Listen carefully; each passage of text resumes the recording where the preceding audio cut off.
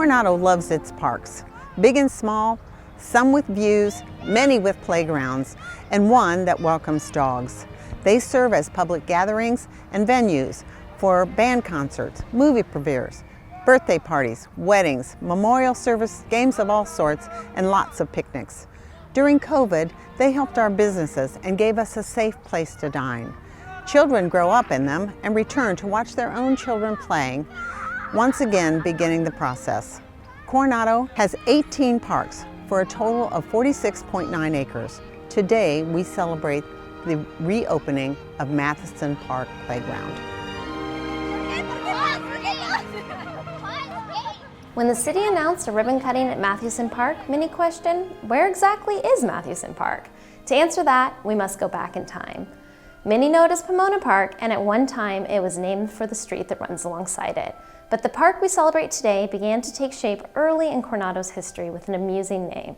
Starting in 1914, the unnumbered tracks around Pomona Avenue that now comprise the park were referred to as Bologna Park by the residents. Local lore offers some possible explanations for the name Bologna.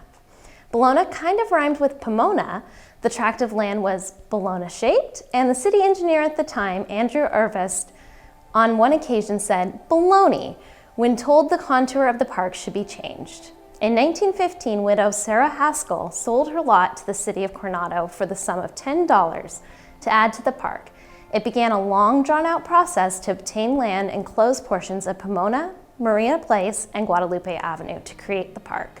On July 5, 1927, Ordinance Number 503 established the park and gave the area now bordered by Pomona Avenue, Adela Avenue, and Parkview Place its first official name, Pomona Park.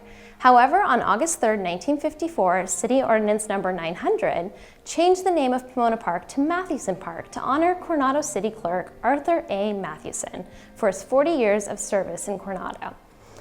The Mathewson family played a major role in the history of Coronado's early years.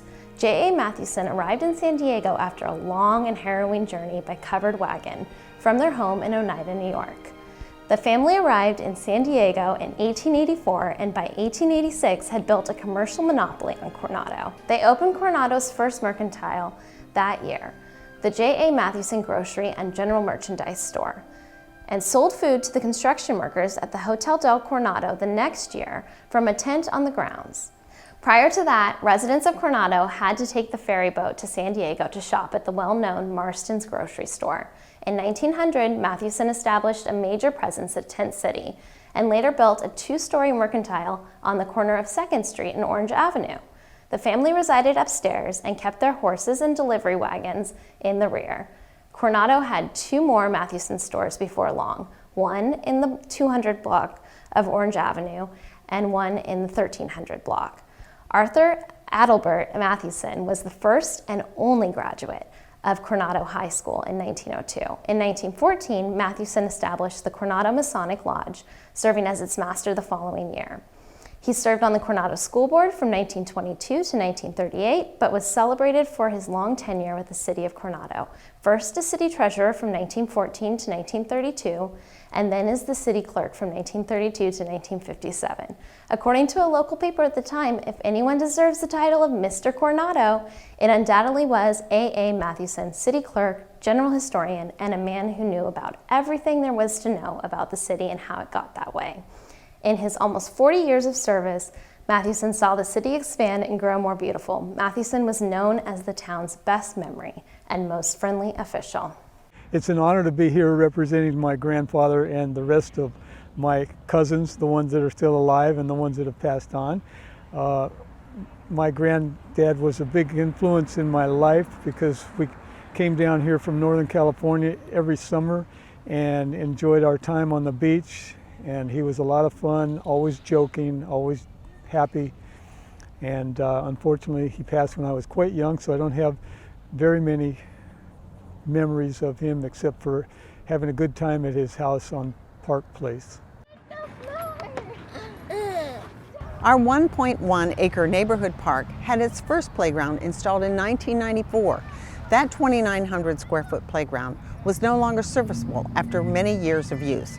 So in 2019, the city and the Recreation Department held community roundtables, engaging residents, staff members from the schools, and advocates for accessible playgrounds to participate in the design of a new playground. In December 2019, the City Council reaffirmed its direction to replace the existing equipment with equipment that is inclusive and barrier-free. I'm so thrilled to be able to talk about Mathewson Park and accessible playgrounds here in Coronado. The first one being Mathewson Park, and one that's coming next to Spreckles Park in the center of town. When I think about accessible playgrounds, I think about the kids on the playgrounds. And what this means to me is that kids with and without disabilities get to play together. And what that means is that they connect. And that also means that disability means less and less and less to kids who don't have disabilities, because they're hanging out together and they're connecting. And these kinds of opportunities are relatively new. So I just wanted to commend the city of Coronado for doing this and making it happen. Applying Proposition 68, Coronado was eligible for grant funds for this project. And to preserve the open space, the new playground used the existing footprint. The total cost for this project was $258,000, of which Proposition 68 grant paid a little over $193,000, nearly 75% of the total. Our playground was designed in-house, and the contractor was R.E. Schultz. Great care was taken to preserve the mature trees on site to take advantage of the shade they provide, and to preserve the benches that had already been dedicated to this site, particularly the one dedicated to A.A. Mathewson. It sits up on the hill, offering a perfect view of the children and families enjoying both the open space and our new playground. Our family, with our new 5-month-old, just moved into the neighborhood. A third-generation family here in the neighborhood, and we're excited that the park's been renovated, and we're just across the street. We love coming over here. We're over here almost every afternoon, so it's beautiful, and we're excited. The kids love it. The field and the new equipment is just perfect for all ages. I like that the shades are perfect, and the little talkie thingies, and the slides, definitely. Ainsley? I like the swings and the slides and the little things you can talk through. Mr. Mathewson has passed, but the park that bears his name continues to bring joy to many. We'll do a little countdown here for the grand opening. 3, 2, 1.